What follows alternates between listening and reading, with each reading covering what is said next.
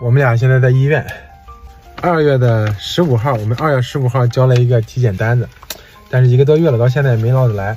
你看阿敏现在经常还在咳嗽，她阳了后遗症，直到现在还没好。很多朋友都跟我们一样，3年没有办法去医院做检查、做体检，所以说今天呢，我们就抽出时间，我带着阿敏俩一块儿上午去做了个体检。医生说让我们下午3点半来拿结果，准备好了吗？我们去拿结果。这还有啥好准备的？也不知道是好结果还是坏结果，关键。走。现在是3点40分，我们上去拿检查的结果。抽烟吧？我不抽烟。以前抽烟吧？以前也不抽烟。以前也不抽烟，不喝酒。哦。阳了之后你查过了吗？阳了之后没查过，这是第一次查。没治疗。自己吃药。就阳就咳嗽，你没治疗。对。哦，你得注意一下，因为你这肺本身这样看就不大好哈。我半年以后再查一下。哎，对。但是你这样看，肺后什么都是有炎症的。他肺里还有炎症现在。对，有么肺后就是说你以前的炎症，它就走后了。